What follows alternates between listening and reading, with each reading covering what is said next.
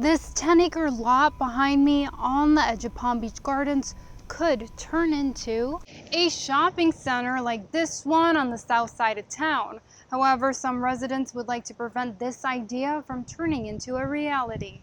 Thanks, Jack. It was around 2 in the morning when residents here on Hysiga Drive woke up to a loud popping noise and the smell of smoke.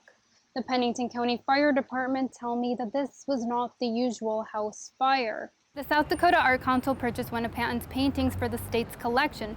He's one out of 13 applicants selected from a pool of 54 artists. If you're looking to save a buck, well, it's not at the pump. The Pennington County Sheriff's Office tells me that despite the word getting out that there are consequences to this trend, the problem is still getting worse. The military, the city, and developers are coming together in a group effort to try to get the military the housing that they need. Pray for rain. Jack Dustman, who owns Dustman Ranch, agrees. His ranch has 160 head of cattle and not enough water. But that isn't the only shortage. Our hay production is about less than a third of what it normally is. That's pretty common within the community. If not, some of our neighbors have not got any hay at all. So with the price of hay the way that it's going right now, so I don't know how this is going to wash out in the fall, whether or not there's going to be many cattle left. Hay is selling for $300 a ton, but typically costs between $80 to $100. Dustman says if prices stay the same, he could be faced with some tough decisions. We'll have to cut pretty deep for the amount of feed that we have. Depending upon how hard we have to cut, will take up to 5 years to recover from that.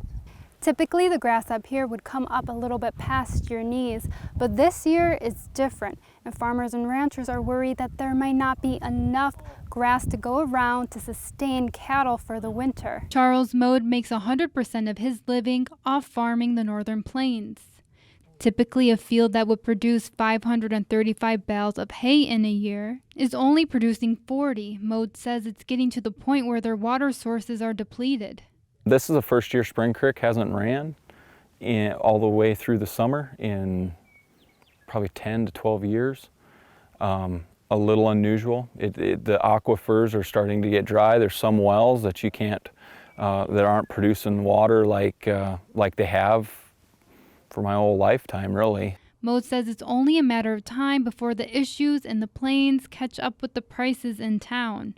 The Cheyenne River is running such a low flow. A lot of dryland acres are just going to be a complete failure this year. We always joke I guess it's just going to be ground cover this year. We grew a little bit and it just isn't going to make cattle feed at all, and you're going to see diminished crop yields, and that'll all trickle down to the consumer eventually. I'm Scarlett Lisjak for Coda Territory News. It's history in a bottle, history in a jar. 1,176 varieties of indigenous corn seed are kept at the Onondaga Nation farm. Angela Ferguson is the caretaker to this collection of seeds, some thousands of years old. She says the resilience of these seeds represent the story of indigenous people.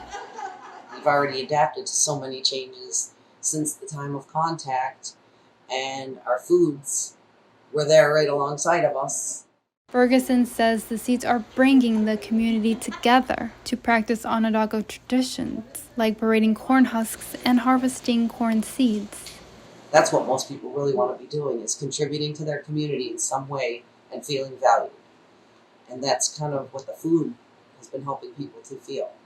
Onondaga Nation Farm isn't just planting seeds in the soil, they're planting seeds in the community. Farm worker Tina Pierce says working at the farm has brought her closer to her ancestors. Even like when I'm peeling down the husks of a corn, I'm just taking my time and just thinking about how that has saved our culture, that has saved our lives, and it's still here. It's still here to feed our people. Farm worker Curtis Waterman says the seeds are a living memory of Indigenous peoples' ancestors who preserved these seeds so that they could be passed down to future generations. Let's say all of a sudden something happened and we all disappeared. What's left is that corn. And that corn is a story of a legacy.